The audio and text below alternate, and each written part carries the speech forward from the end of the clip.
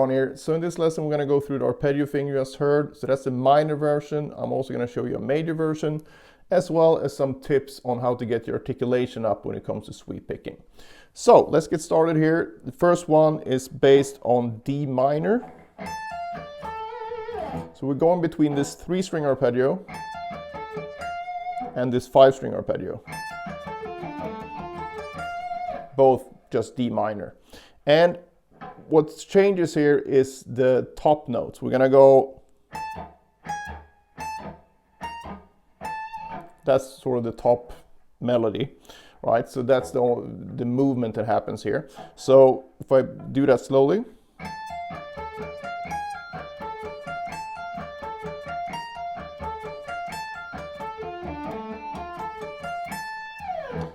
so that's the basic idea, and then as you can see, it's fairly simple. If you want the tabs, you have the tabs available on my Patreon. You have the link down in the description. And the way that you want to practice this then is to go down as far as you can go down comfortably, because it gets quite stretchy here the closer to the tuning pegs you get. So let's say I'm comfortable with going down to the 9th fret here. Then it would sound like this.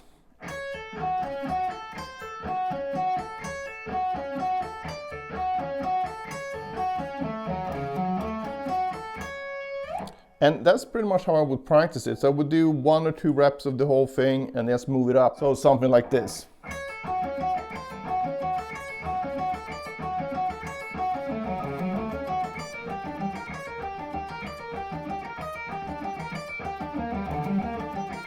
And so on, all the way up and all the way back. So your mission here is to amass as many great reps as possible. And what's a great rep then? Well, something where everything sounds good and also feels good. So you shouldn't be feeling like you're on the edge of your seat when you play this. You should feel really comfortable, because all that stuff goes into your brain when you practice this. If you feel really tense and on edge, that has a potential to sort of stay there as you get better at it. Even you can still feel that, like I'm close to failure type of feelings. You don't want to do that. So, and once you've done it, you know, up and down a few times, you can try to do it a bit faster.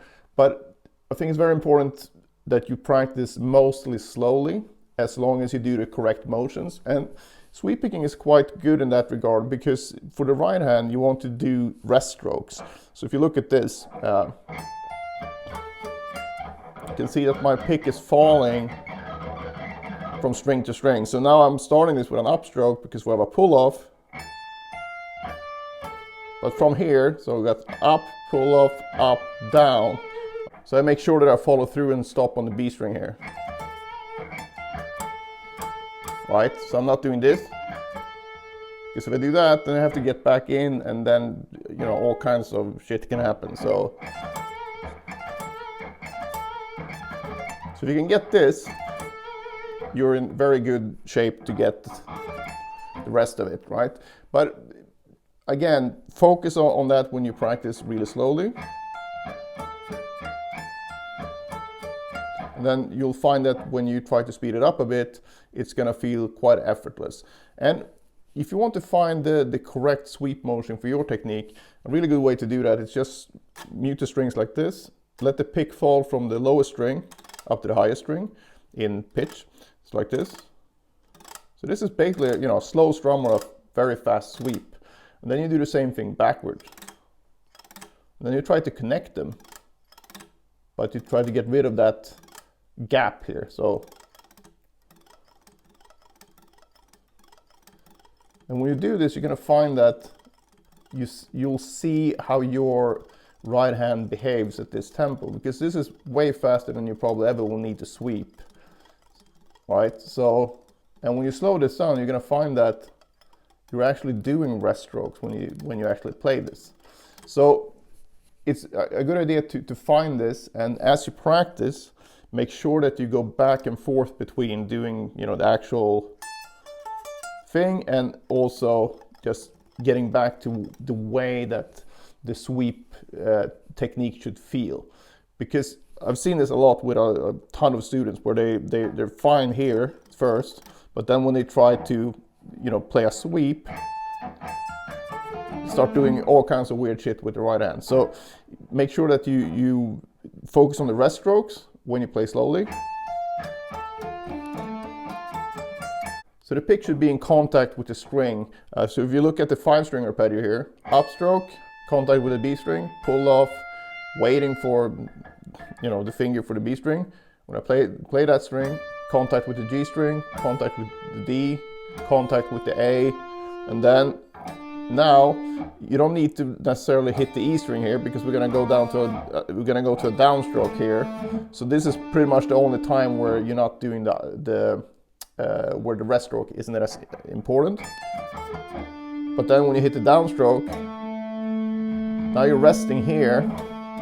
And this feels weird for a lot of people. They rest, your right hand is sort of ahead, and you do a hammer on. So a lot of people have issues with that. So a good exercise for that would be to just take a pentatonic scale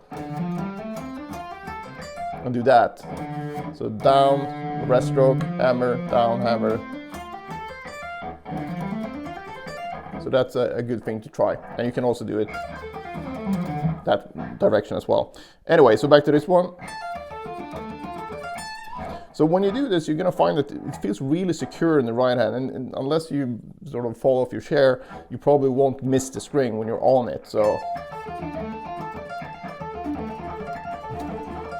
then it's just the left hand that can get you into trouble, and that's where it's very helpful to practice with very short notes. So you cut the notes short with the left hand. Right hand will do exactly the same thing as before. I think I can show it easiest with like something like this. So basically right hand not going to change, but I'm going to cut the notes short with the left hand.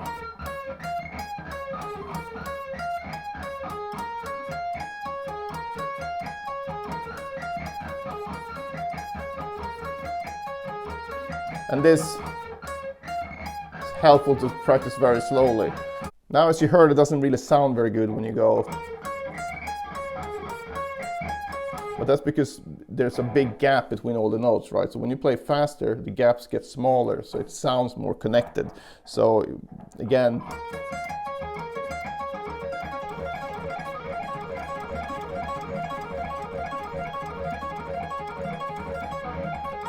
so when I play it slower,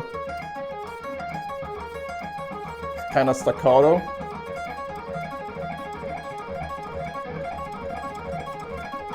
But when I get faster, it sounds more connected. So that's sort of the idea. Same thing here.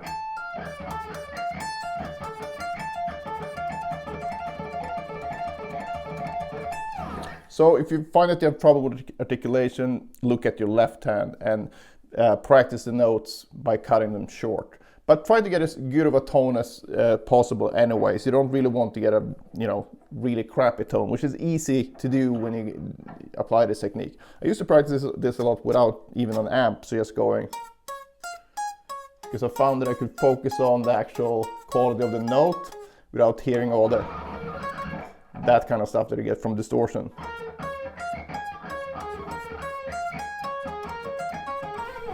So give that a try. And as far as the notes that we're adding here, it's just the 5th, flat 5, 5th, sharp 5, or flat 6, depending on how you look at it.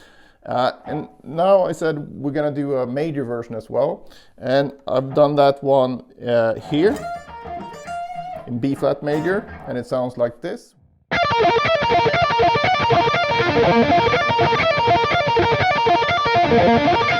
Alright, so it's exactly the same thing, just a major triad.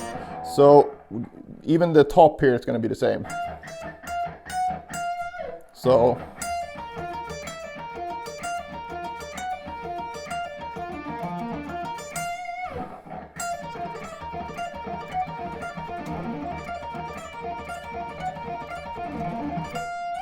and you want to practice that in the same way. Go as low as you can, comfortably, and then move it up. So this way of doing arpeggios when you change the top note and come up with some sort of melody, that's a very common way of using these. And you get this big texture of a lot of movement in the background because you have this sort of arpeggio going, but your ear catches these top notes. So it's quite a useful technique in a lot of instances.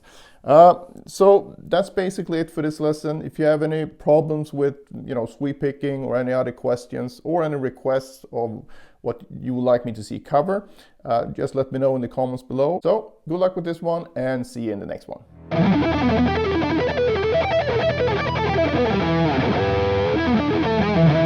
Back in the day, I used to have real issues with fast alternate picking when it came to 2 notes per string.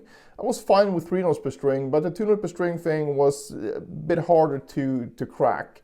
So if you struggle with fast alternate picking as well, and you don't know what to practice or for how long, I've created the perfect solution for you in the form of the Pentatonic Picking Power Book.